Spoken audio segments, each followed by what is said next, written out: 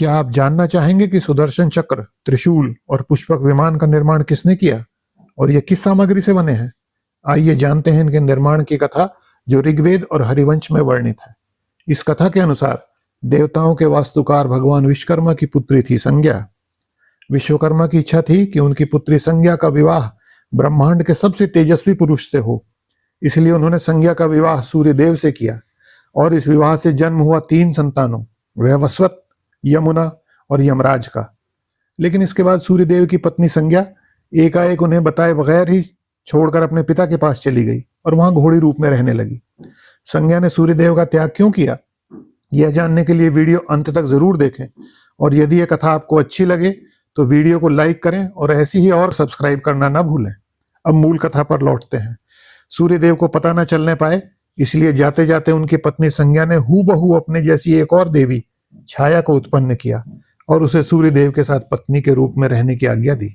छाया सूर्यदेव के साथ पत्नी रूप में रहने लगी और उनसे उन्हें 3 संतानों, ताप्ती, सावर्णी और शनि ने जन्म दिया। इस प्रकार जन्म हुआ शनि देव का। किंतु आखिर संज्ञा ने सूर्यदेव का त्याग क्यों किया था, यह अभी रहस्य था। लेकिन कुछ ही समय बाद सूर्यदेव को यह संदेह हो गया कि उनके साथ रह रही स्त्री उनकी पत्नी संज्ञा न होकर कोई और है, और वह अपना संदेह मिटाने के लिए घोड़े के रूप में भगवान विश्वकर्मा के पास गए। वहां अंतर्दृष्टि से उन्होंने घोड़ी रूप में संज्ञा को पहचान लिया और उन दोनों के पुनर्मिलन से अश्विनी कुमारों की उत्पत्ति हुई। संज्ञा को पाकर उनका संदेह सत्य सिद्ध हुआ और अब उन्हें पता चला कि वे अब तक अपनी पत्नी संज्ञा नहीं बल्कि उसकी छाया के साथ रह रहे थे। इस पर संज्ञा से सूर्यदेव ने पूछा, हे देवी, मुझसे अलग होकर यहाँ क्यों रह रही हो? क्या तुम मेरे साथ से प्रसन्न नहीं थी? नहीं नाथ, आपके साथ मैं प्रसन्न क्यों न होती, बल्कि मैं आपसे अलग कैसे रही यह मेरा हृदय ही जानता है।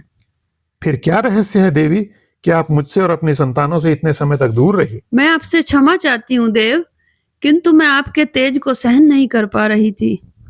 तो आपने यह बात मुझसे स्पष्ट रूप से क्यों नहीं कही देवी? हे देव, मैं बड़े असमंजस में थी, क्योंकि यह बात मैं कह भी नहीं पा रही थी और सह भी नहीं पा रही थी, और इस दुविधा का एकमात्र उपाय आपसे अलग होना ही सूझा।